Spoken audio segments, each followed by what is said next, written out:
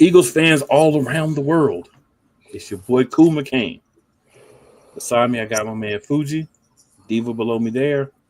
Key over there. That might be backwards. You know how it goes. You trying to point on the screen, all the craziness. But hey, we in the building for another week. Here to talk about ours and your reigning and defending Super Bowl champion Philadelphia Eagles. And this was the week for the trophy room hat. You know what I'm saying? You know, I flip between this and the Super Bowl championship hat just to remind everybody who might have forgotten. But hey, we're here for another week. It's time to talk Philadelphia Eagles. We got some good conversation for y'all this week. And before we get to that, we just need to get ourselves and y'all just watch it just a little tiny tad extra bit of hypeness. So I say we go ahead and do that. So let's get it.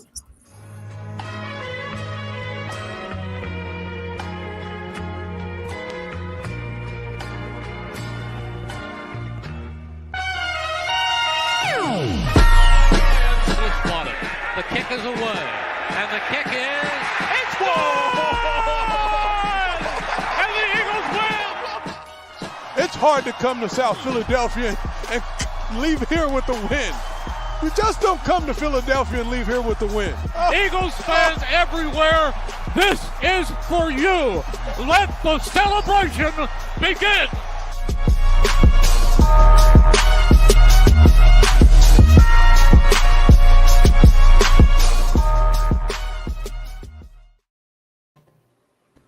All right, y'all. We are back in the building. Ooh, there's nothing like that. That gives me a little bit of extra just excitement, a little extra hypeness, y'all. So y'all know how it goes. Even in the summer, we like to have a little bit of a, shall we say, flow to the show. So updates. So guys, any updates from the Philadelphia Eagles we'd like to talk about? I'm going to throw one out there first, more like a rumor type update, but according to reports, there has been some inward discussions about bringing Asante Samuel Jr. Onto the roster. He is still a free agent. It's not expected, if it does happen, to be a big money deal, but maybe another guy that we could add to the room. Jair Alexander is off the board now. He's a guy I wouldn't mind having, but I think the money kind of pushed us away from wanting to bring him in. So I think we're looking to make anything big money even for a year right now. But yeah, so got that out there. Fuji, any updates you got, sir? 78 days they'll kick off. I mean, getting back to the Jair Alexander, I mean, Baltimore only gave him $6 million, and I think the Eagles could have afforded him. You know, bringing him in as a free agent, but you know, like you said, Asante Samuel Jr., I was, you know, kind of thinking about him the last few weeks because he's been out there. You know, there's, you know, Justin Simmons at the safety position. So I think Asante Samuel Jr. would be a nice addition to the room along with to compete with Kaylee Ringo and Adoree Jackson. Key? August 13th, joint practice with the Browns. So should be interesting. Get to see Shador in Philly. We're all Shador fans, you know. But joint practice with the Browns.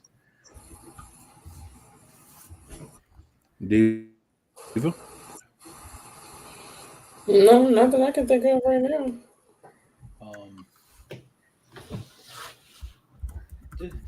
I'm trying to think. Fuji, got anything else?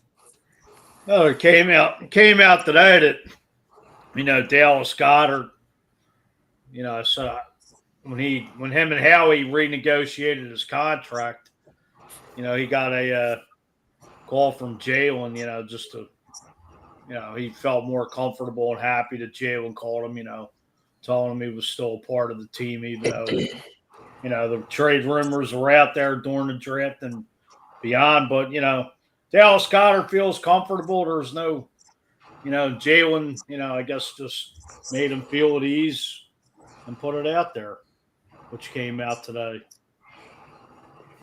in the media. Yep, absolutely. One of the interesting other pieces of news is there's been a lot of talk about the right guard competition. Mm-hmm. It's not really a competition. As I was telling everybody, I've been saying for a minute, I felt like Tyler Steen was going to take that. He's, to me, the better player. He really, to me, had the job last year. But due to unfortunate circumstances, we'll say, the injury and whatnot, he lost the job. Becton got it, and I think that's why the Eagles weren't as upset as they could have been when Becton ended up leaving because, hey, we already had Steen. We saw what he could do last year. And now we're seeing him, again, kind of do his thing this year. So I'm excited that that kind of seems to be, for the most part, a lock. Not 100%, of course, but for the most part, it seems to be a lock, which means we kind of know what we got going into camp. Not really a lot of camp battles on the offensive side of the ball. Well, not any, really. Except for maybe you want to argue maybe third wide receiver. Other than that, there's not really a lot of battles. We know who's who, who's where, as far as the starters go. And we'll talk about the depth chart a little bit, but just a little tidbit on that. So, yeah, I know they were saying, Jahan Dotson, as you said, the third receiver role. I mean, they're expecting bigger and better things, and I guess Kevin Petula at the helm now, offensive coordinator Jahan Dotson stepping in and getting a bigger role this year as opposed to coming over from Washington last year. Yeah. And I know there's a couple guys on the roster that forget the guy's name, but they're saying he's looked pretty good with the second string guys stepping in, maybe in that giving Dotson a run for the third receiver role. Can't think of his name, but yeah, we'll definitely talk about some of those here in a minute. But on to the offseason discussions, y'all. So, a couple of things we got teed up for these. We don't necessarily have to do them in the order, but I think it'd be fun to talk about. Obviously, one of the ones that a little bit more important is a lot of the minicamp press conferences. So I know it's kind of hard to catch all of the press conferences, but a lot of good things were said in those conferences. Vic Fangio, I believe it was the last one he did, maybe the one before, he was talking about clarifying what he wanted, because a lot of people have been saying, like, oh, I see it running around media and everything. They're going to move DeJean to safety. And he was clarifying that it's in packages that wouldn't have the third corner. So essentially, they're trying to find ways to keep him on the field as of now. So they're thinking, hey, there may be some packages where we're not running that third corner that we can put him in as a safety. And that keeps him on the field. So not necessarily a move to safety, but more of finding ways to keep a guy that they feel like does a lot for him on the field in the base, what they call the base packages that wouldn't have, some of those things. Mm-hmm. Also, another thing from the press conferences, I love what QB1 always says at his conferences. You cannot get him to kind of stray from what he's been saying, right? He feels like they can get better. He said in multiple press conferences, I'm still focused on winning. We won a championship. Whoop, whoop, that's great. I'm back training. AJ's back training. DeVonta's back training. Those guys are back trying to win again, because it doesn't take the place of the loss, right? They were all on this team that lost a couple of years ago. So they still remember that. You got the championship win, but they still remember what it feels like to lose too. So why be happy with one? A lot of teams get happy and satisfied when they get a Super Bowl. They don't get back when they win. So it sounds like these guys are hungry and wanting to stay and wanting to get more. AJ Brown said that. Smitty said that. A lot of the guys on defense said it as well. So this is a team that sounds like, and again, we don't have the pass yet, but from what we have, it seems like these guys are progressing and they're hungry. We'll go around the other way. Diva, anything that you took from the press conferences? I ain't really watched none since, I watched the ones last week. I didn't have time this week. So I really don't know, what was said from this week's press conferences. But yeah, so I can't really shed no light. Keith? Same. Like I really didn't try to. I mean, I didn't really catch the press conferences, but from just hearing week by week, day by day, week by week, everything seems on the positive end, and they're focused even in OTAs and no pads. So just imagine when the pads come on, and that's how we know it's really football season when pads come on, and they're amongst themselves training and everything else. So we'll see how everything goes, but I know it'll be smooth, because everybody is really focused. Nick Sirianni said, notice I don't got no picture of last year. We not gonna look back from that, so we're gonna keep moving things forward. So everybody's on a positive path, and let's see if we can just stay positive, going on a back-to-back run. Fuji? I myself really didn't get a chance to catch the press conferences, but one rumor that has been going around, and I forget the player's name, but as far as the pass rush is concerned, like rumor about the Eagles possibly going after the player from Jacksonville, and I forget his name. Maybe you could touch on it a little bit. Not really.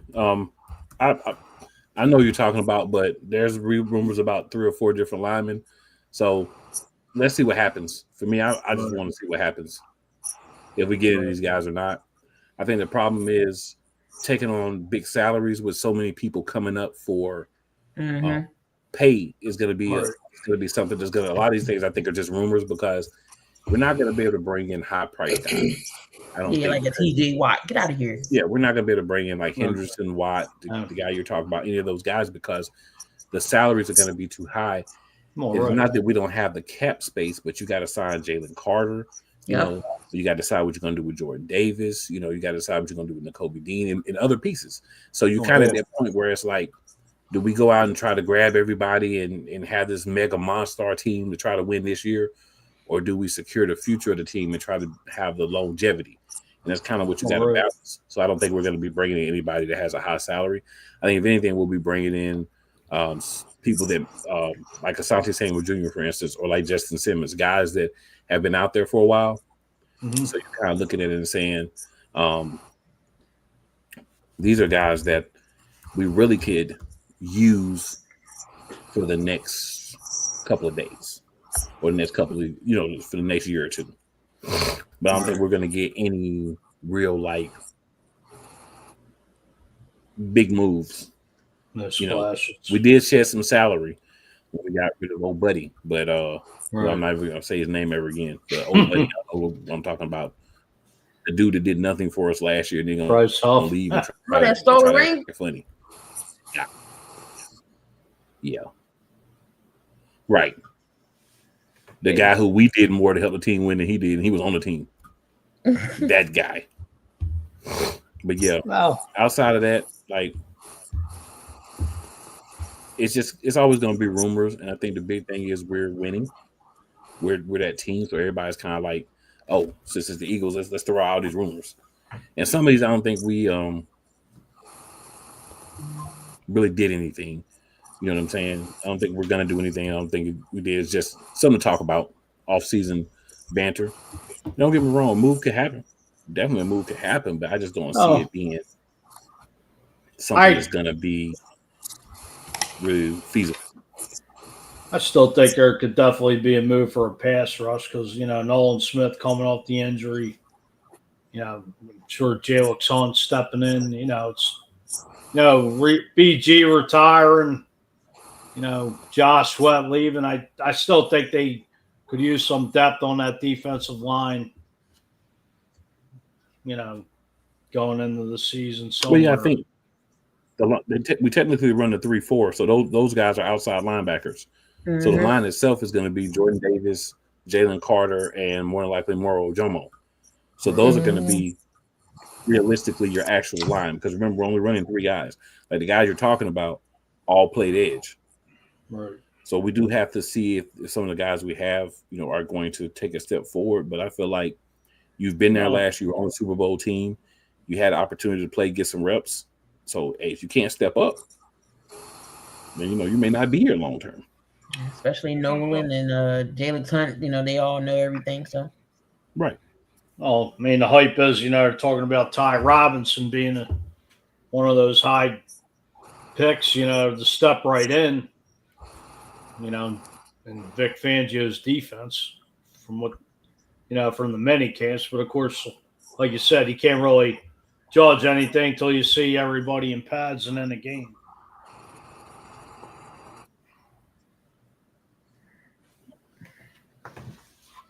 Yeah, it'll be interesting once we get a lot of these guys actually in pads. Because that's who I want. That's what I want to see, guys in pads. I mean, the mini camps are important. We'll talk about some of the guys who did well in the mini camps, but mini camps are important. But the main thing is, what are you going to do in the pass round? When we get to training camp, when we get to preseason, when we get to regular season, when we get hopefully to the playoffs and hopefully back to the Super Bowl. Are you contributing to us getting another championship? Right. And that's the thing. I think money wise, we look good on paper. But we strap because you gotta also future. It ain't even July yet. Y'all starting these fireworks. Just saying, man. You know how it go.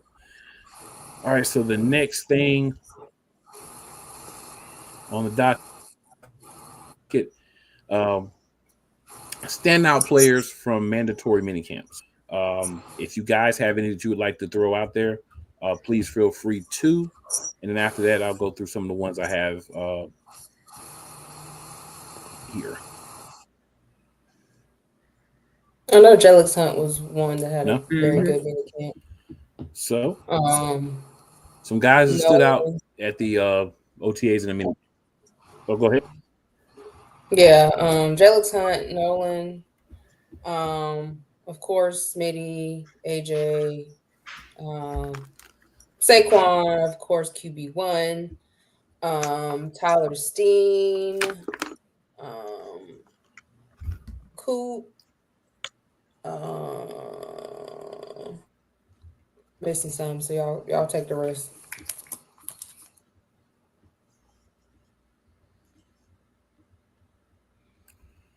All right, Key, anybody for you? No, Devin pretty much said them all. That was the two receiver. You got anybody? I don't know which receiver it was. It was either Terrence Marshall or Danny Gray.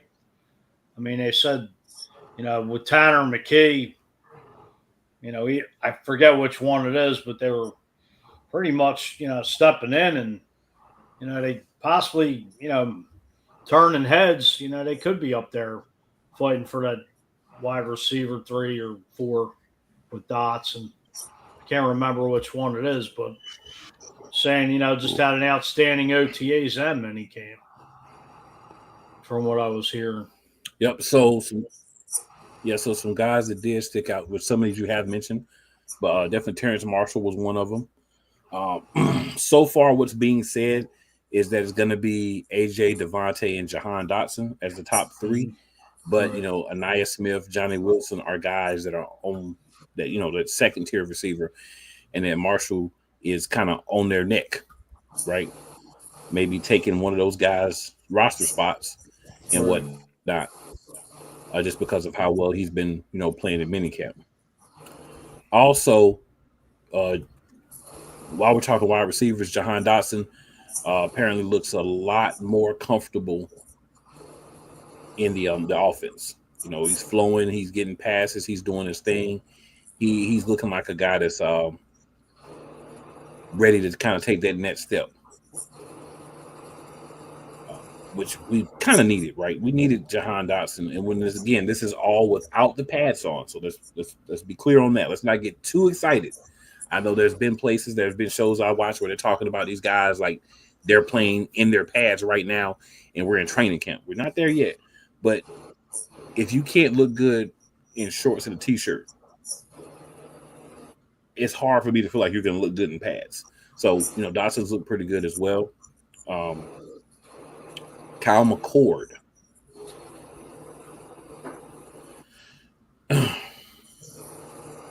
looks really poised from what they've said throughout minicamp and OTAs. All right. There's a guy, tight end Nick Muse. They said has been looking really good with the second team. Of course, a guy that probably is going to pass Dorian Thompson-Robinson as the third quarterback getting to training camp. So something to look out for in that emergency quarterback battle. Because I think we know the top two is going to be Hurts and McKee, but looks like there might be a little bit of a battle behind them. Keely Ringo looked really good. They've been calling him a freak of nature. Dory Jackson even said that one of the guys he's going up against for possibly getting that starting spot. Right. He's definitely still in contention. He broke up a pass in the end zone that was from Marshall. And Brown and so we didn't get a lot of Brown and Smith. So we got a lot of Ringo playing against the other guys, Marshall and other guys, and that's why they got a chance to shine. But at the end of the day, Ringo can't control who plays. It's just he go out there and try to make plays. He look good. He snapped his hips well. He looks like a guy that's ready to try to make an impact. We'll see if he ends up being a guy. But either way, even if he doesn't end up winning, him playing better is good for the Philadelphia Eagles. And that's what we need. Jalen Hunt, as we've already said as well, Nolan Smith didn't participate in any of the team drills because of recovering from a torn tricep. So Jalen Hunt got a lot of snaps. He's looking a lot better. And he even had Jordan Mailata frustrated and cursing at himself. So that says a lot. Because Mailata's a big boy. And he knows what he's doing. And then lastly, Jeremiah Trotter, another linebacker. With Jahad Campbell and Nakobe Dean both probably not being ready for week one. No, Campbell will be ready by snaps. He's going to get opportunities as well as Smell Munden. So if we can get guys that we have to show up, we're going and getting other guys. You know what I'm saying? And that's important. That's very important. As far as the safety position, go ahead. I was going to say, as far as playing next to Reed Blankenship, Sidney Brown, Tristan McCallum, and which is the number 1 pick, number 2 pick, have been competing for that. Yeah, been competing for that second safety position. I know they said Vic Fangio likes Tristan McCallum for some reason. So that trio battle ought to be something to watch.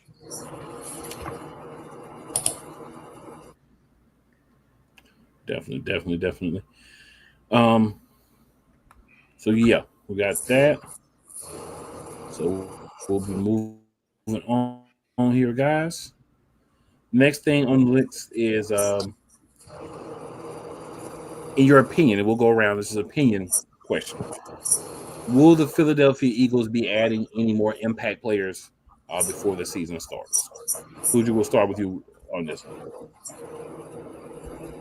My thing is, I was just looking at the remaining free agents, and just on the offensive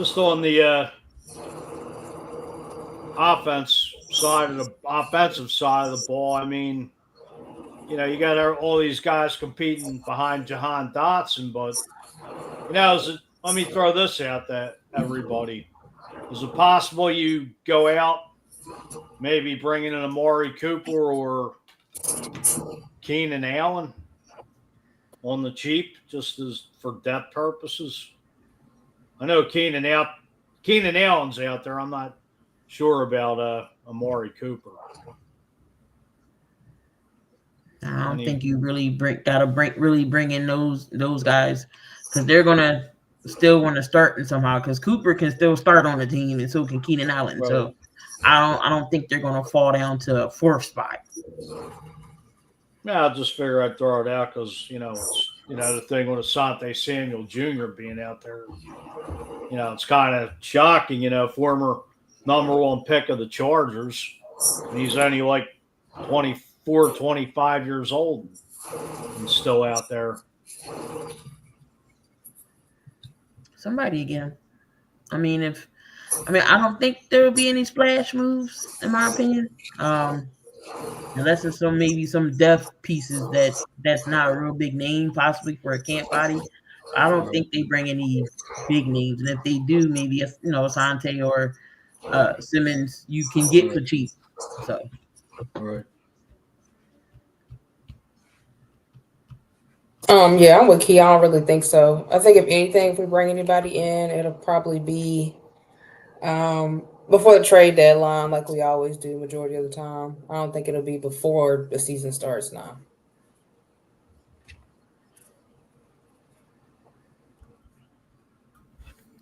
Well, I think the play at safety is going to be key to if that's going to happen. Because, like I said, I think Justin Simmons is a guy who really wants to come to Philly, and he knows and understands the system with Fangio. So I think depending on how the safeties play, it could be a possibility that we get a guy like that in, who technically would be a game changer or important player, so to speak. But I think for the most part, if everything holds up without injuries, I don't really see any major moves. Just, like you said, maybe bringing in some guys for camp bodies, maybe bringing in some guys to see how they play. There are guys there, but I think, again, what are those guys going to want as far as play and pay? If you're going to come being a receiver in Philadelphia, you got to stand off rip, you're number 3. Best case scenario, you're the slot receiver. Best case scenario. You don't have an opportunity to be the first or second best receiver.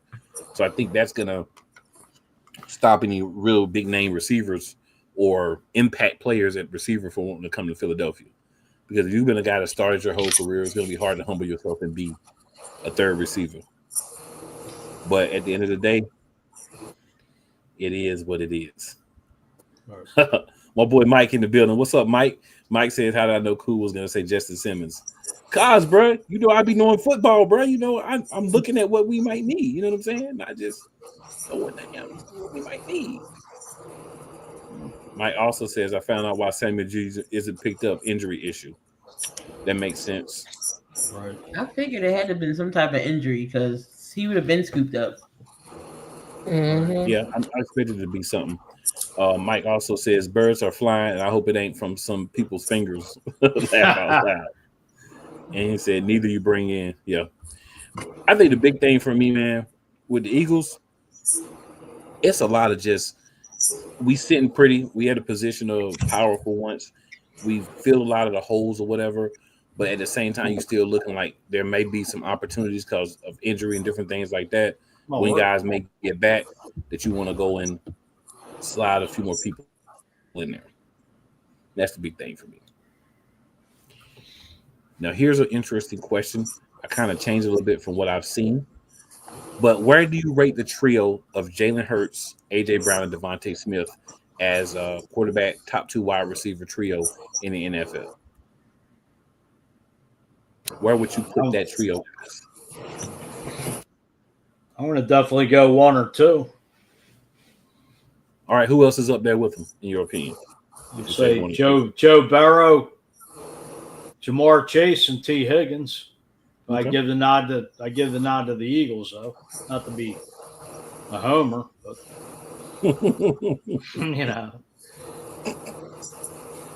What about you, Key? There's some good duos out there. Trios, I should say. Of course, you got Jalen and Smith and AJ. Then there's T. Higgins, Chase, and Joe. And don't sleep on the Rams with Puka, Adams, and Stafford. Right. Baker Mayfield still got Mike Evans. Chris Godwin, I think he's hurt though, but still got to count them. I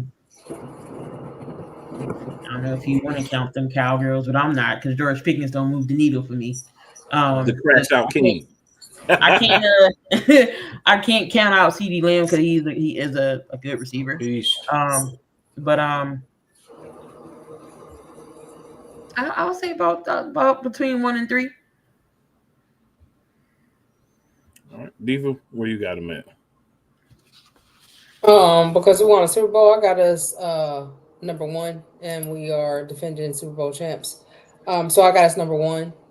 You can't forget about Lamar and his crew because he do got a trio himself. Of course, you do got Burrow and Chase, but we number 1. I mean, we Super Bowl champs, so and none of them won a Super Bowl. Oh, yeah, I mean, you got Mahomes and his trio, but we beat them, so we number 1. I ain't mad at it. I'm gonna say we're in the top 3. You can put us anywhere 1 to 3, but I would never put us any lower than 3 right now. Mm-hmm. It depends on what your metric is. I'm gonna say it like that. It depends on what your metric is. If winning is an important part of it, then you're definitely gonna be a little bit higher. If it's yards, then maybe some other guys, because we said, you know what, let's win and not worry about 2 guys getting 1,500 yards and Jalen Hurts getting 5,000 yards, and people say, oh, he really had a season. We more worried about winning and getting that Super Bowl. So I'm gonna say we anywhere between like 1 and 3, depending on which metrics. But let's talk Kenal Washington with a Jaden Daniels, Debo, and a Terry McLaurin. Debo got to stop. Debo got to stop looking like he been at the Beignet Bowl with. He looking like Debo. Yeah, he looking real flat. Looking like he did the Debo the Beignet. Looking like Eddie Lacy. Yeah, he been on that. We can't add them yet until we see them together. Lacy. Zion Williamson. He got there with Zion Williamson at the Beignet Bowls. That's what he looked like. We can't add them until we see him play. Crawdads or whatever he's doing. But Debo, like, he got a little bit of extra weight on him right now. Especially McLaurin now with the contract this year. Yeah, I mean, you gotta. Yeah, I agree with Debo. Like, you gotta actually see them play together too. Y'all better pay Scary Terry. I ain't worried about them paying Scary Terry. Don't pay him. He'll be Philadelphia. Don't pay him. A lot of mouths to feed. Or he end up like in the Panthers or somewhere, which would be hilarious. You just want everybody to go to Charlotte. Well, I think I think they may turn. I think they may turn it around a little bit this year now. Yeah, we'll talk about them another time. We'll talk about them when we get to the season preview. I'm just saying, go somewhere like that where they could use a guy that, to be their number 1. Oh, definitely. More so than anything else. Like, they've got possibilities. But I look at the teams as like, receivers a problem. There's not a lot of them that receivers a problem, but there's a couple that, could use some upgrades to some guys that have shown that they can play. And then he would be different from a lot of the guys that they already have as well. So it might make a good impact there. But yeah, they got to be at the top. We've got to have them top 3, I think, as far as receivers go, because it's us. And not only that, like Diva said, we're Super Bowl champions, so they've been doing something to us to get to the point where we win in Super Bowls. You know what I'm saying? So that's how I feel. That's how I'm looking at it. We're gonna take a quick break here, guys. We're gonna slide back, and then we're gonna go into the depth chart for this season. So far, coming out of mini camps, and of course, there's a lot could change. Probably won't, especially on the offensive side, but anything is possible. Join Ryan McCarthy. I became a Jets fan because Kermit the Frog was my favorite Muppet because he was green, and the Jets wore green. That's how I became a Jets fan. And Dustin Henry. ESPN is cashing all in on let's pay a few personalities and we'll just kind of fill in the gaps. As they walk you through all of the world of sports from their perspective. The Albany Empire, it's a literal circus. No credentials required. Where, Ryan, say the tag. Where you don't need a press pass to talk sports. Live every Tuesday at 8 p.m. Eastern, 7 p.m. Central on YouTube and where you can find podcasts. Whether it's the men's college game, the way that this season has been going, yeah, anything is possible. The women's college game, and how passionate Angel Reese was at that press conference, they got their mojo now. The WNBA, AJ Wilson on Twitter 1 and 2, followed by Brittany Griner, Aaliyah Boston, Jackie Young, or the NBA. The Lakers had a 0.8 chance of winning. And then what happened in the fourth quarter? LeBron James by himself outdid the Clippers. You will get any and all of the information right at your fingertips or your earlobes. Join the Playmaker as he breaks down all things basketball in Shooting Lights Out on the Playmakers blog, network, YouTube channel, and where you can find podcasts.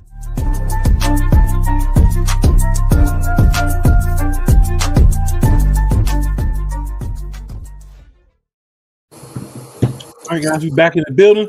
So I'm using our lads to give me the information. So, you know, if you say, oh, it's not this person's here, that person's there, I'm using our lads to give us the information on where everybody's at. Our lads has proven to be very consistent for us. So we're going to roll with it.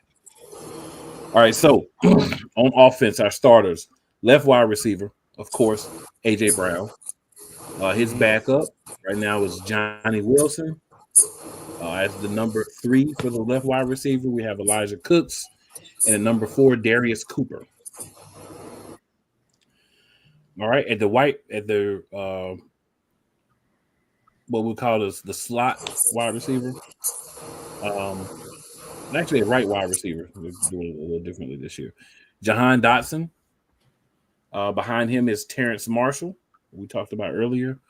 Then Danny Gray is the 3rd stringer, and Taylor Morin is the 4th stringer right now. And of course, this is going to be whittled down, but this is what we have right now.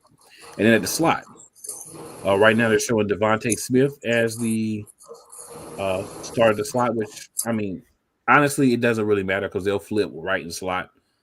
We saw it last year. They'll do that, so it's no big deal. Then Anaya Smith is the backup. And then behind him, Avery Williams. And then Giles Jackson. So I look at it and I say, hey, those top 6 have a good chance to make the team right now. Behind them, you'd have to be a guy that can also play special teams to have a chance. And I'm betting at least one of these guys that are in that backup slot are going to need to be wide receivers. I mean, to play on special teams in order to make that. So what do you guys think so far about the wide receiver depth chart? It sounds about right for right now. Nothing that's out the norm.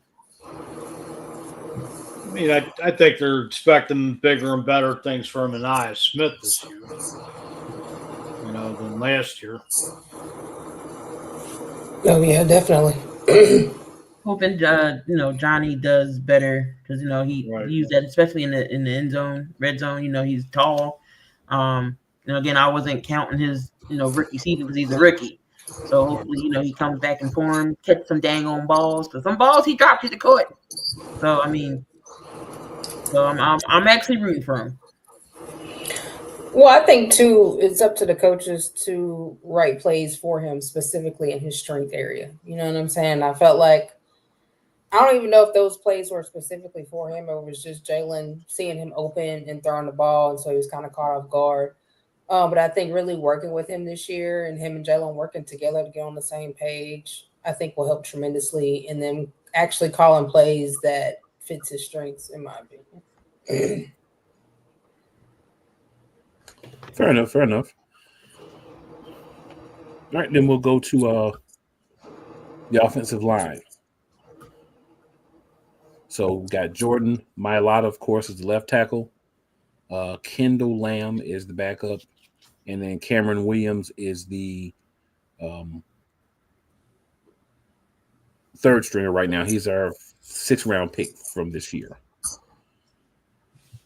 At left guard, we've got Landon Dickerson as a starter. Kenyon Green, the guy we got from Houston in the CJGJ trade, is listed as his backup.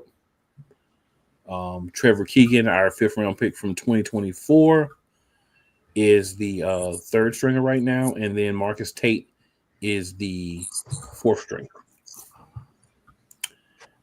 At center, Cam Jurgens, of course, is a starter. Behind him is Drew Kendall, the 5th-round pick from this year.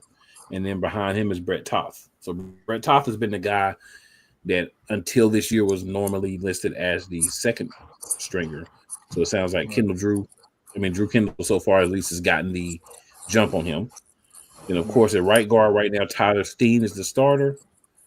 Matt Pryor is listed as his backup, and then Lakin Vakahali, who we got in 24 as a unrestricted free agent, is the third stringer. Then right tackle, Lane Johnson, of course. Behind him is Miles Hinton, 6th-round pick this year.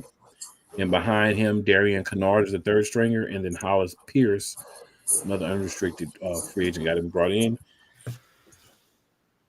is the fourth stringer. Any thoughts? Started. You might. Start with you, Dave. What'd you say you went out? Say what? Went out. We ain't really here. We ain't catch all of that. You went out. Yeah. All right. So the starters are Jordan. So I'll go back over it again. Left tackle, Jordan Mailata, Kendall Lamb, Cameron Williams. Left guard, Landon Dickerson, Kenyon Green, Trevor Keegan, Marcus Tate. Center, Cam Jurgens, Drew Kendall, Brett Toth. Right guard, Tyler Steen, Matt Pryor, Lakin Vakalahi. Right tackle, Lane Johnson, Miles Hinton, Darian Kennard, and Holland Pierce. Any thoughts on those guys? So does that mean Kenyon Green is they see something in him? Going to do second string? I mean, I know he's in Stoutland University, but I was just about to say, Jeff will turn things around. She'll see. Well, there was talk prior to this minicamp that he was going to battle with Tyler Steen to be the right guard, and that doesn't seem to be the case anymore. No, so I was just wondering why he was number 2, and Keegan wasn't number 2. I'd personally say Keegan probably hasn't grasped enough for the offense at this point. My personal opinion, because all the things I hear about Keegan Green are not good. I haven't heard one positive thing about Keegan Green.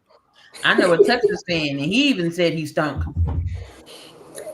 So I was just wondering, why we even made that move. I mean, you basically probably could have got rid of CJ for damn near free, but whatever. That's what we did. We got rid of him for free. That's what we did.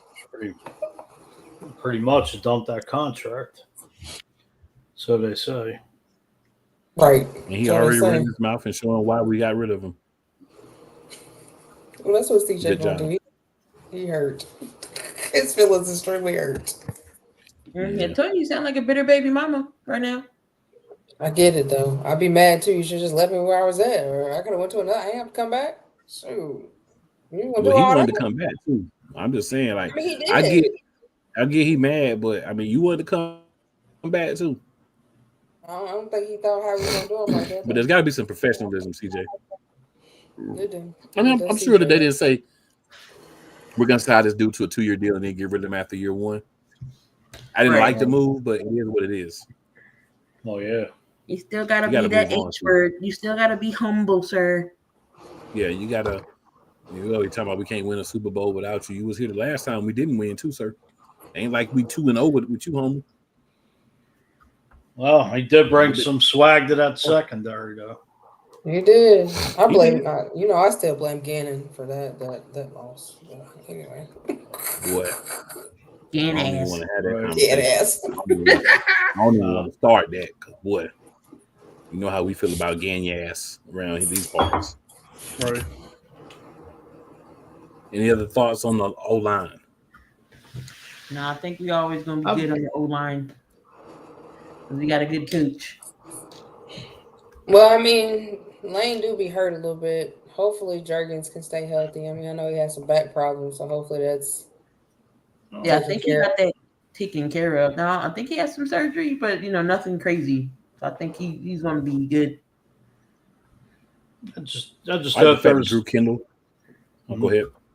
No, I got it. Oh, you good? Go ahead.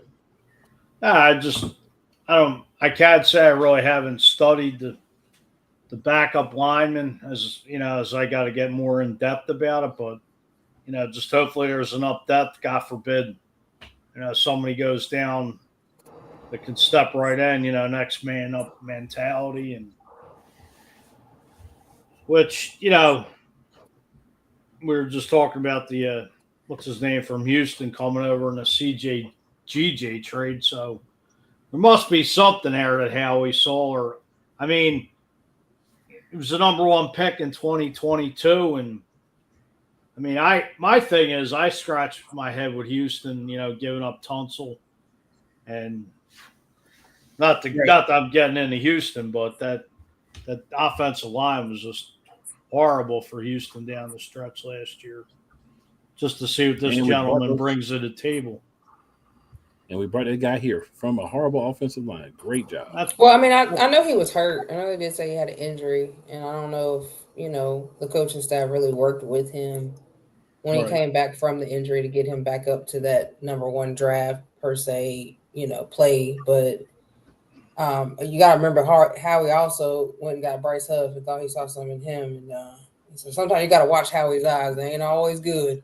That's when you call him Howard A. You know, he did bring in Ortega and Nelson Aguilar and a few others. And Rager. And Rager. You got to watch. But Rager actually did all right over there with Baltimore. But you still got to watch. Or Minnesota. But you got to watch them. It's funny you mentioned that because they were talking about that on Eagles 365 this morning on Jacob Media about Ortega Whiteside and Justin Rager and a couple other names you mentioned there. Just, I mean, I'll go back. Danny Watkins, if anybody remembers. Oh, God, not the firefighter. Yeah. I was like, yeah, we're talking about Howie 1.0 as opposed to Howie 2.0 now. So Marcus Smith, who they drafted out of, I forget. I know it was down south. Remember McDougal? That was another pick. That was terrible. Mm-hmm. Right. Mike Mamula. And I don't know what he saw in Ortega because Ortega came to my job and was working with Ricky Prohl. And I told my brother, I was like, nah, bro, his footwork. Even Ricky Prohl couldn't get his footwork right. So if Ricky Prohl can't help you get your footwork right, listen, bro. Ricky Prohl from back in the day. Yeah, he ran. Played for the Cardinals and a couple other teams. Yeah, Ricky Prohl he worked with a lot of them. He'll bring some that get drafted. He'll bring them to his he got a gym and he'll work with them there.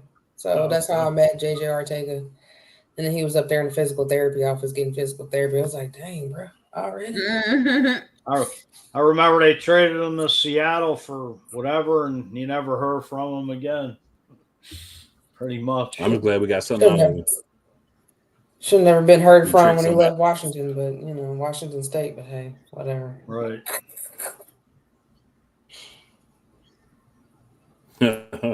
I'm glad we got something. That's all I'm saying.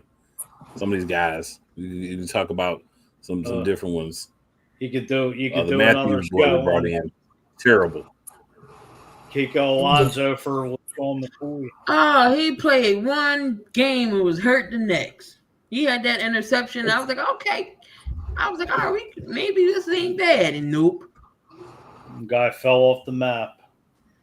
Someone did when they came to Philly. Yeah, fell off. Byron Maxwell and them loose behind sleeves. Oh my God, that irked my nerves. He was too high. Brian was always high. That was his problem. Kerry Williams, Orlando Scandrick. Oh, that's full. DeMarco Murray. Yep. Nandi Asamoah. Oh, he was terrible. He was terrible. But he was great with the Raiders. But as soon as it was terrible. That boy was burnt toast. He was the poster of burnt toast. Vince Young. We can't Dream forget our team. boy that left last year. What was his name? The wide receiver? I forgot his name. Honestly, he wasn't even that important. What was his name? So we got rid of last year. The one that was behind. Huh? You said a receiver? Yeah. I'm trying to remember. Wasn't he behind AJ or Smitty? Dude always dropped the ball. I can't remember his name either. I know you're talking about. See? That's how important it is. Yeah, the one who was behind. Wow. He had drafted. Pretty bad when I can't remember. He never. He had speed, but he always dropped the ball. Hardly ever caught the ball. What is his name? Yeah, I can't remember his name. Yeah, we drafted him. Highsmith. And they just kept trying. He dropped the ball in the Super Bowl. Oh no, not Highsmith. No, not him. The dude, he dropped the ball in the Super Bowl, so I can't remember his name now either. Because I thought I was the only one. I know you're talking about. I just can't think of the name either. But Damn it, now y'all about just, to I mean, look. they tried to make him a receiver, but he just never could get the job done in Philly. He had the speed. Dang, I can't remember his name. Can do nothing but have speed. Can hold on the ball. Yeah, Watkins. There you go. Yep. Watkins. Oh, Quez. Oh, Quez Watkins. Quez Watkins. There you go. There you go. God. There you go. I thought they got rid of him 2 years ago. Yeah. Maybe I'm drunk. Well, whenever they got rid of him. Whenever we got rid of him. Remember he went. I think he signed with Pittsburgh last year. Hot garbage. Snapback Jug says Justin Winston was trash. Remember, he gave up 9 sacks against the Giants. Oh, yeah, he did. Yeah, he was garbage. Yeah, Winston Justice. Yeah, he was. Oh, yeah. And then Quez Watkins. Yeah, Quez Watkins. Oh, my goodness. Like, it's so many people, man. You could just talk about, like, bruh. You could do a show on bad draft picks. You know, he probably do we didn't do a good job all the way through. Show you could do a series of shows on bad draft picks for the Philadelphia Eagles. I mean, so you gotta watch Howard. You have some bad picks. Don't get me started. Yeah, that's the point. Yeah, the point is you got to watch Howard. You got to watch old Howard Arturius. You got to watch. Can't give him too much autonomy. He knew his job was on the line. He went in and traded and got DeVonta, and that's when everything started to trickle in effect. That's when everything started to get put together. Yes, it was. Yeah. I want to thank him for doing that too. Definitely want to thank him for doing that. God, because we needed that. Yeah. As an organization. Hollis Thomas, Corey Simon. Man, there's a lot of guys. Remember Dorial Green Beckham? No, he was supposed to be good. Yeah. He was supposed to be from Tennessee. Yeah. Got him from Tennessee for a draft pick. My cousin dated Hollis Thomas. Oh man. And it was so funny because she was so small and skinny, and here Hollis is big, muscular dude. I mean, Hollis was solid. Corey Simon played, he was a number 1 pick out of Florida State, 2000. He was serviceable. Oh, Humphrey, he was terrible. Darnell, he was terrible. Remember Corey Simon? Yeah. We might have said that already. Oh, we did say that one. It's so many. Yeah. Darnell Humphrey was another. Yeah, he was garbage. We've had a lot of Macho Harris. Oh yeah. Oh yeah, I remember. I know a couple of Eagles fans that will argue down that Macho Harris was great. And that we just didn't use him correctly. And I'm just like, remember Reno Mahe? I'm going back with that name. Oh Lord. 2004. Oh Lord, Reno Mahe. No, he was a waiter at Chicky and Pete's during the season. I want to give y'all 2 coaches. Juan Castillo and the Thumb. Both terrible. Terrible. Terrible. Actually, Juan Castillo was an offensive line coach, which I'm not talking about when he was an offensive line coach. I'm talking about the defense. The defensive coordinator. Well, that was Andy for you. I don't know what the hell he was on, but must have been smoking something good. We had Spags, we had Sean McDermott, we had all them guys. We had some good guys, but the thing is, I think at that point, the big red engine or the red walrus, however you want to call him, kind of didn't want nobody that could take his job still here. Oh, so yeah. He ran out that could take his job. Big time. And then I think a lot of them was trying to probably live up to Jimmy Johnson, one of the best. It's hard. One of the best and the best ever. I mean, look, is JJ, then it's Vic.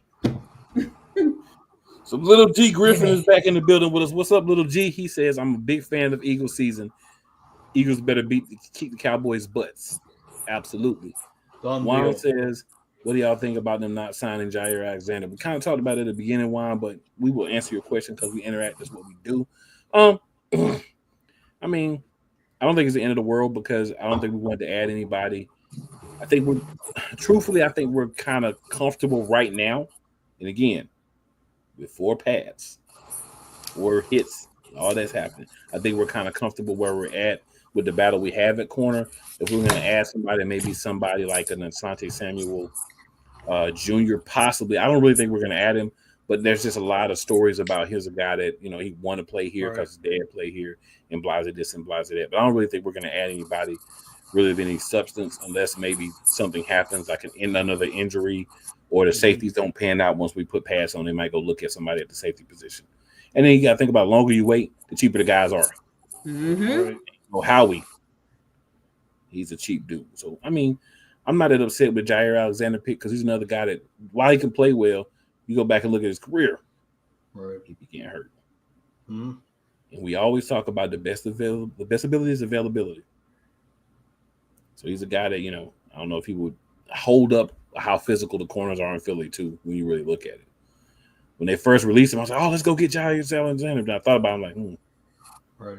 They was talking about Jalen Ramsey, too. No, he going to want money. Nope. I think there's a rumor that just came out about an hour or two ago. He might be going back to the Rams. Yeah, they have to trade for him. I don't want to give up any assets for him unless they cut him.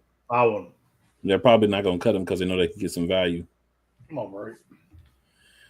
Snapback Judge, I like this question. I like it, sir. He says, what you guys think about Deuce Staley never getting a shot at the head coach position? Guys loved him. He should have got it. Oh, definitely. I think he should have had that opportunity, and they didn't give it to him. What you guys think? I think Deuce should have definitely got a job in the NFL, if not here, somewhere else. I mean, he paid his dues. You know, he was started out with quality control under Andy Reid. And the hell's he been a coach? At least 13 years now. He's a running backs coach in Cleveland. Oh, under Stefanski. At some point, you got to get more opportunity, though. He hasn't ever had a chance to be an OC. I thought we was going to give him that job at least. That's what I'm saying. I would have been happy with OC. But, hey. That's the year we wanted Deuce because he would have ran the damn ball. That year, we wasn't running the ball at all. Yep. Lil G Griffith said, my cousin's birthday is on August 28th. Well, happy early birthday to your cousin, Lil G. Happy early birthday. Juan says, yes, he is. Alexander does get hurt a bit.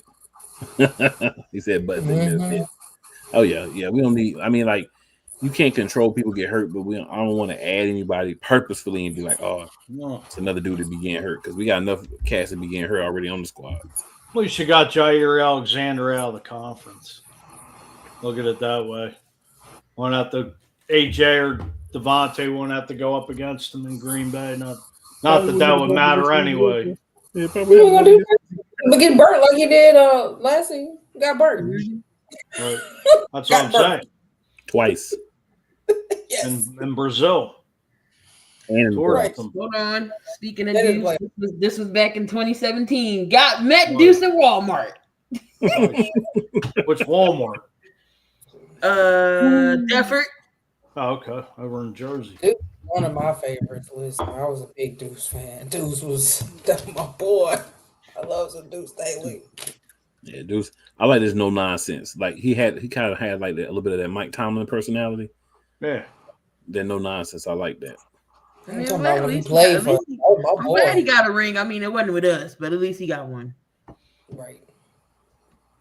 Yeah, there's a couple of people that didn't get a ring with us that probably should have, but the B-Dog. Yeah. Definitely B-Dog. But I can, you know. Away, so I see why they probably didn't get Deuce. From what I heard, that was upper part of Philly that ran him off. Upper part of management, but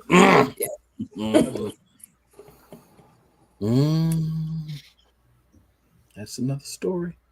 Yeah. For another day. All right, so it's the last part of the depth chart here. I like the conversation. I love it, especially when we're talking about some things that I may not be happy about. So, tight end depth chart. It's kind of deep right now. It always is early in the season. Hopefully it'll level out. But we got Dallas Goedert as the starter, Grant Calcaterra as his backup, i.e., half of your starter at this point. We've got Kylan Granson as the third string, Harrison Bryant as the fourth string, and E.J. Jenkins as the fifth string tight end. We have QB1 as the quarterback one, Jalen Hurts. Got Tanner McKee as his backup. Right now, Kyle McCord, our 6th-round pick, is third. DTR. And then Dorian Thompson-Robinson, DTR, is fourth. Running back, we got Saquon Barkley, of course, as a starter. Behind him, A.J. Dillon. Behind him, Will Shipley. Keelan Robinson is the fourth string. And then Shunderick Powell is our fifth string running back. And we actually have a fullback, Ben Van Summeren is a fullback for the Philadelphia Eagles. That's something new. We haven't had an actual dedicated fullback. But yeah, he's playing some fullback. Since Leonard Weaver? Yep, since Leonard Weaver. That's a throwback. That's a throwback and a half. Shame he got hurt because he was a bowling ball. Bowling ball with feet. With feet. Big time. I knew where that was going for sure. I like Van Summeren. We've had some bowling balls with feet here now. I like Van Summeren as the fullback. That gives him an opportunity to maybe be on the roster more so than when it was playing on defense. So I like that. So what do you guys' thoughts? Tight end, quarterback, running back, and of course that first fullback. I mean, I like the addition of A.J. Dillon. I think Patullo is going to mix it up. With a little bit of Will Shipley in there. I think you got a pretty good, solid running back room. Tight end. Go ahead, Kay. We might might do Shipley a punt return or kick return on special teams because, Cubby's going. Yeah, he went to the Rams as well. Mm-hmm. Well, you win a Super Bowl, now everybody want to pay you more money. So I'm not mad at dudes who want to get paid a lot, cashing in. I don't get mad at them.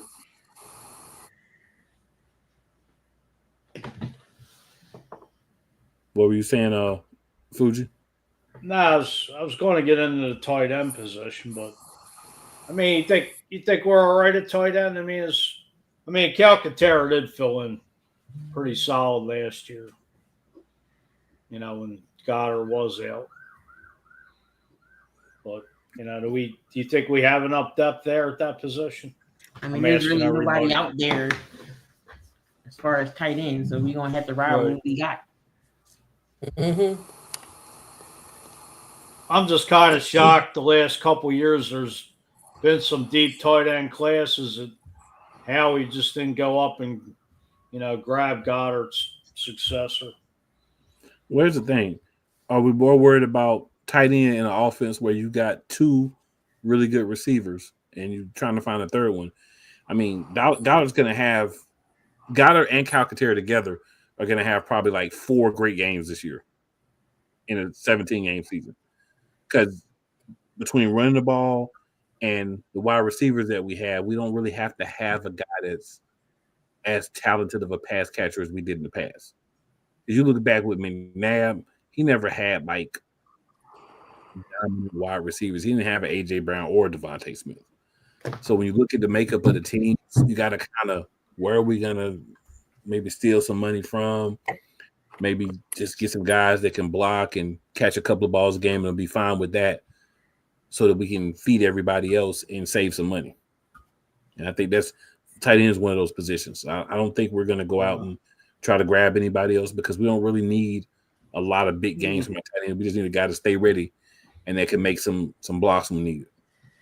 I mean, I get it, but my thing is with Goddard, to me, when he's on, but just the injury, just injury prone to me.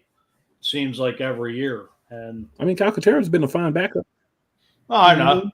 Oh, it's not. Seems like it's every year, but I mean, Calcaterra's been a fine backup, so I don't see a need to mess it up because he would have been a starter if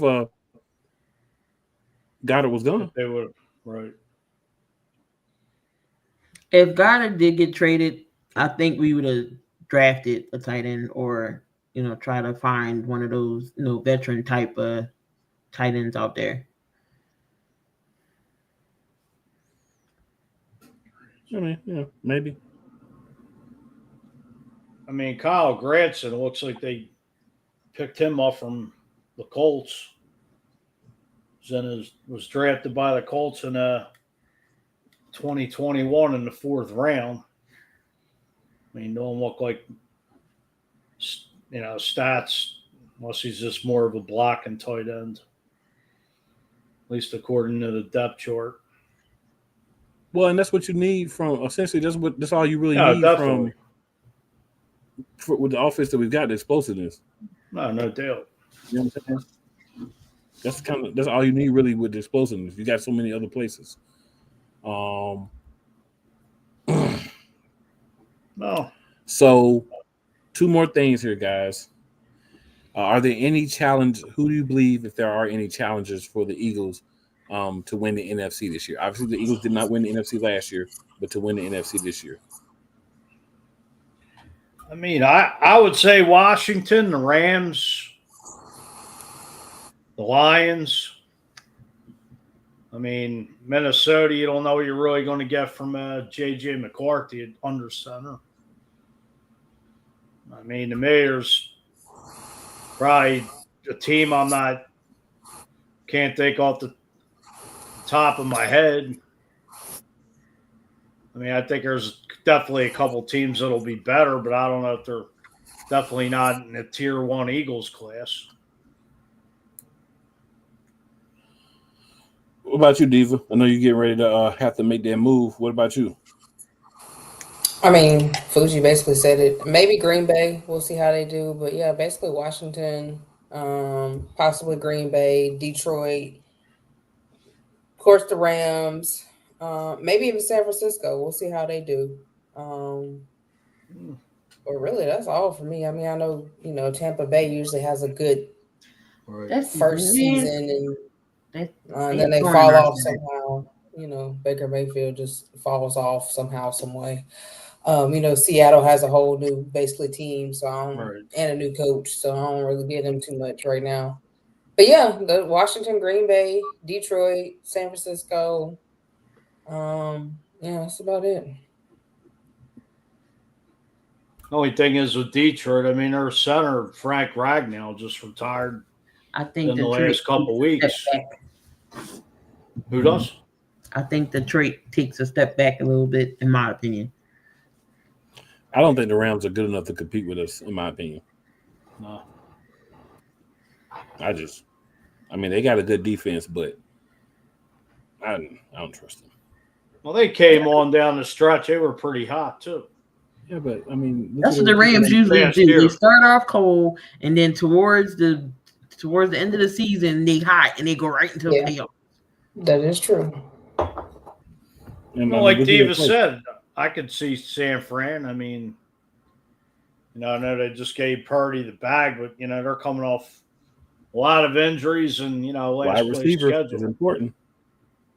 I don't see a lot of strong wide receiver play. You have to show me if they can get the wide receiver together and CMC healthy after he went and had the whatever procedure he did overseas and all that. I mean, San Francisco definitely could be one, but personally, have we seen enough as of now to say San Francisco's back other than any name? No, we're I see. agree. I think everybody y'all's list are the ones, right? There's not really anybody ain't nobody out the South coming out the South that's gonna compete. None of the other guys. I think those are the ones. If we're talking about anybody, I think we've said the ones from the NFC that would definitely compete. All right, so a couple of comments here. So Quitter215 says a third way to rate a QB wide receiver trio is the team's play scheme to success. And, I mean, you could find 10 to 15 ways depending on who you want to be at the top. So agree that's another way, but there's a lot of different ways, They've got so many statistics now. There's so many ways that you can rate people. Snapback says 4th and 15 with 5 seconds on the clock, win the Super Bowl. Who you taking to complete that pass? I mean, it's A.J. Brown. I want A.J. Brown. because I want a guy that can catch the ball and then run out the catch and break some tackles. Always open. Yeah. If it's 3rd and 15, I'll probably take Smitty. You know what I'm saying? If a 4th, let's go get that ball to AJ. Smitty with those hands. Smitty got see those hands. Let me see those. I still want AJ if it was 4th and 15. Quitter says I give the Eagles number 1 based off of schemes. Fair enough. Snapback says McNabb, Vicks, Hurts, Cunningham. So I guess those are his ranking for quarterbacks for Philly. I would definitely, unless this is reversed, I would definitely move McNabb because McNabb got to 4 or 5 championship games and one Super Bowl. High and hard Donovan. And then in the Super Bowl. Threw up in the Super Bowl, threw high and low all his career. As T.O. said, I'm not the guy to throw up in the huddle. Mm-hmm.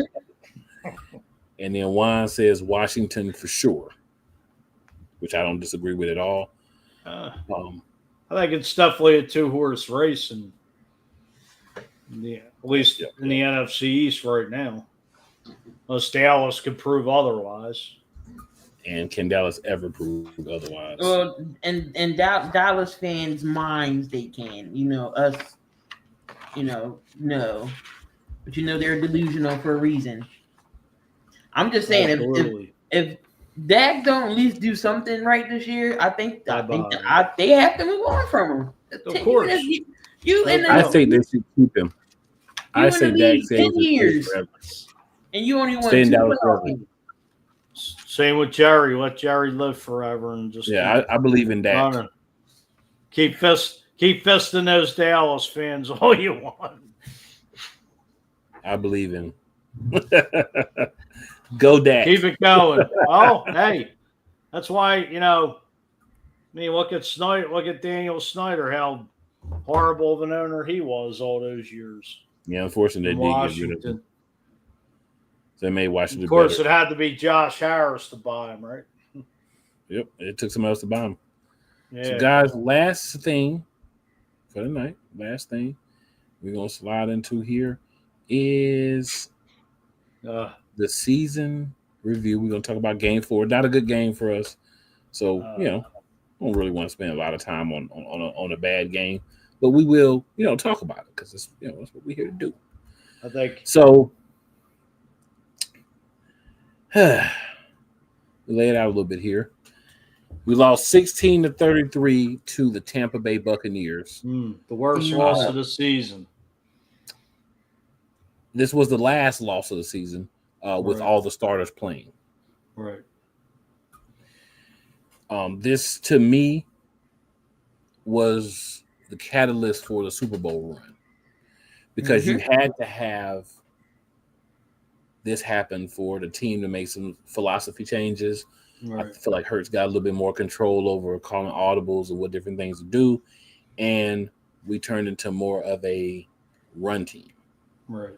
Now, in this game, just to be clear, I'll tell you who our receivers were. Because everybody like to dump on Jalen Hurts. Yeah, AJ was hurt this game. It was just Smitty. Sorry. DeVonta was hurt. Oh, DeVonta, that's right. So in this game, the receivers were Dallas Goedert, Saquon. These are guys who caught at least one pass or had the ball thrown to them at least one time. Right. So they caught a pass at least. Dallas Goedert had 7 for 62. Mm-hmm. Saquon Barkley had 2 for 32. Grant Calcaterra had 1 for 26. Paris Campbell had 4 for 17. Jahan Dotson had 2 for 11. John Ross, name from the past. John Ross had 1 for 6. Jack Stoll had 1 for 4. Gainwell and Johnny Wilson had balls thrown to them, but they didn't catch them. So that was the receiving core for that game. So Saquon only had 10 carries for 84 yards. He definitely should have had more carries in this game. I feel like Hurts had 8 for 20. Gainwell had 2 for 9.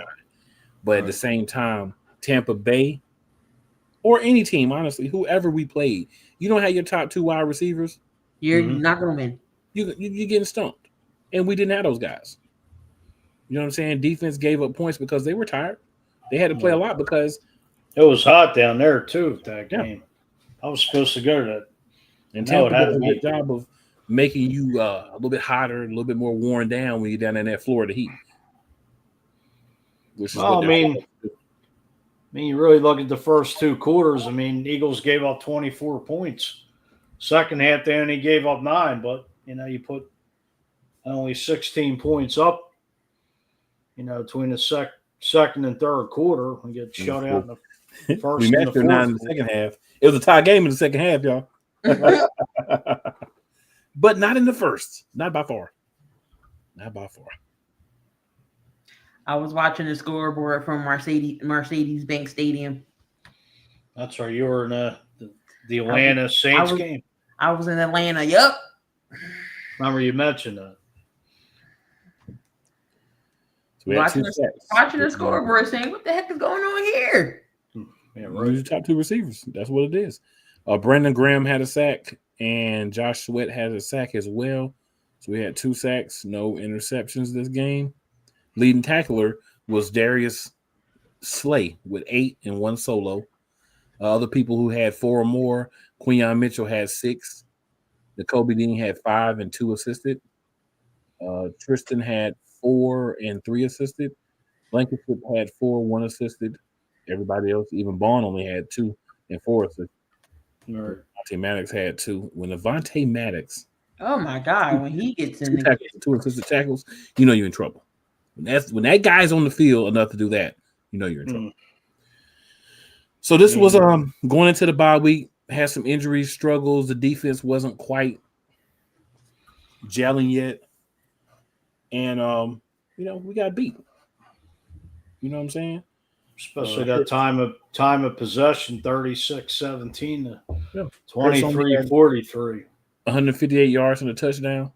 Right. And there's a lot of Eagles and non-Eagles fans, but a lot of Eagles fans. Oh, the defense ain't gonna work. Told y'all Jalen Hurts wasn't a top quarterback. All this stuff. People talking about we should have paid him. People talking about we should have got somebody else. People talking about all kinds of stuff. He can't throw the ball. He can't this. He can't win Super Bowls with him. It was a fluke that he got. All kinds of stuff people are saying. I bet you they eating crow now. Oh, they're not, because they changed the bar for him. They don't. Hurts doesn't have the same bar that everybody else has. I mean, y'all are Eagles fans. Y'all see it. Everybody else gets. This is what happened. This is the bar. Jalen Hurts. You don't turn the ball over. Oh, but he didn't do this. Oh, but he doesn't have the top 2 receivers. Oh, well, the only reason it's good is because he's got his top 2 receivers. You take anybody's top 2 receivers away, what you gonna get? Like, come on, like, what are we doing? Right. You take the top 2 receivers away from Joe Burrow and see what you get. That man will be concussed in 10 plays. I ain't wishing no bad on him, but I'm just saying you can't. I feel like you can't take a guy, and this is with any position, to say, oh, he's great because of the people around him. You still have to be great yourself. He still got to throw the ball. You can have Megatron, A.J. Brown, and dad blame Jamar Chase, right?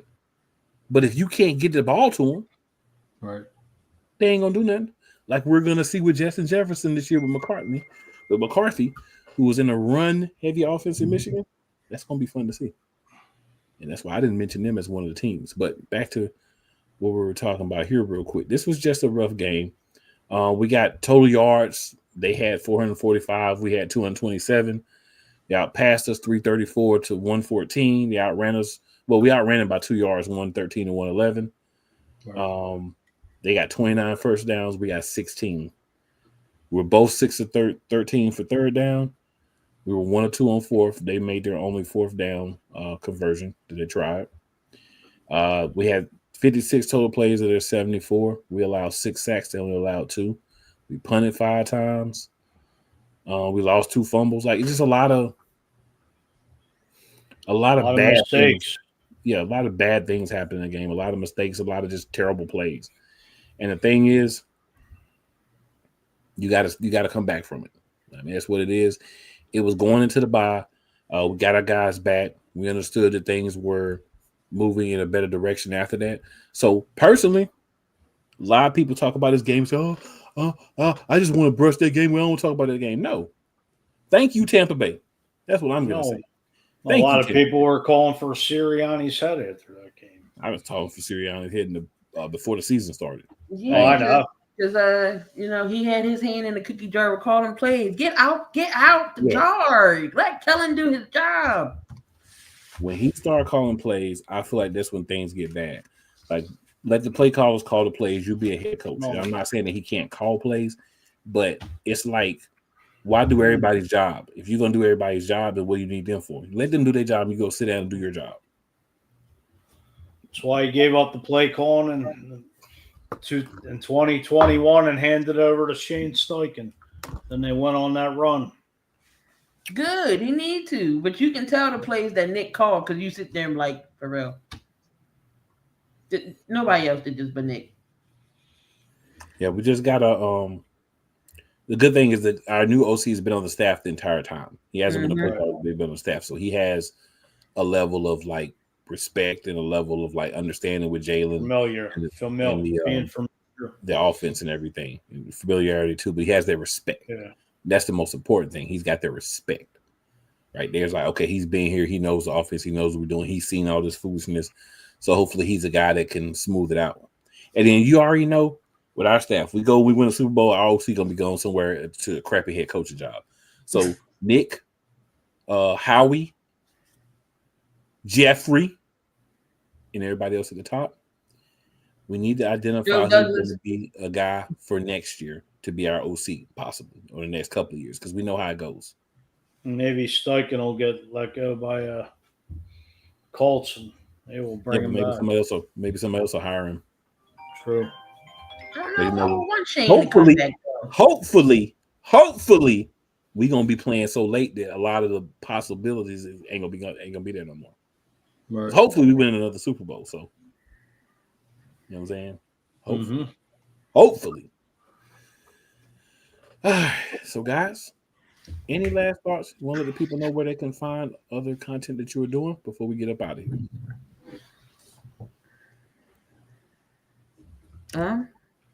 No, I think I got nothing.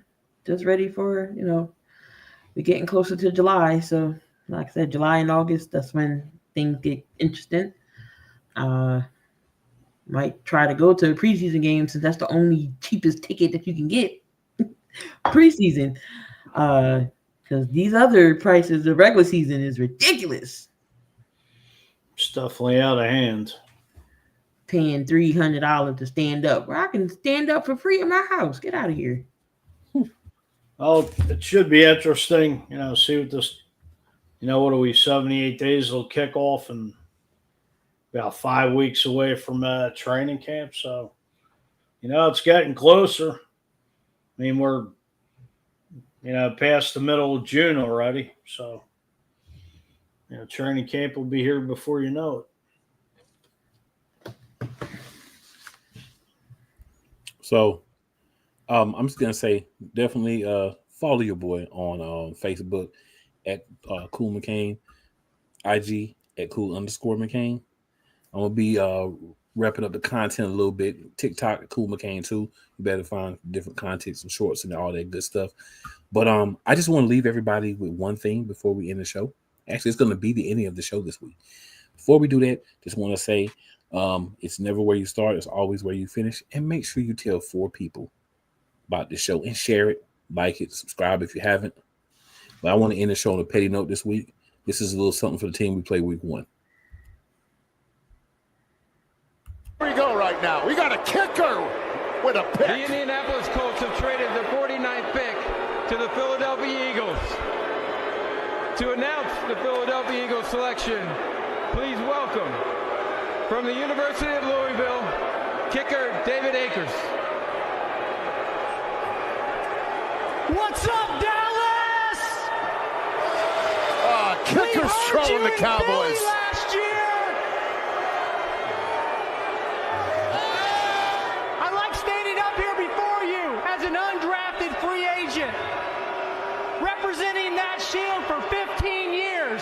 Tonight, I'm representing the Philadelphia Eagles, NFC East champs, divisional champs, NFC champs, and world champs.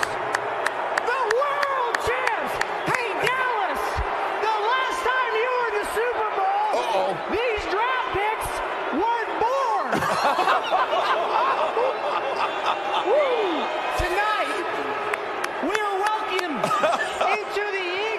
Doug Peterson. With the 49th pick in the 2018 draft, the NFL would like to represent the Philadelphia Eagles, Dallas Goedert. He is the tight end from South Dakota State. Go Birds! All of it. Just a little something for any lurking fans of the Arlington football team. Go Birds! Fly Eagles! Birds. Be elite. We'll be back next week with some more Eagles Elite content on the best team in the NFL. I say whether we win or lose, the best team, but nobody can argue this year because we're the champions team. Super Bowl 59 champions. And hopefully Super Bowl 60 champions too. Back to back. Let's get it. See y'all next week.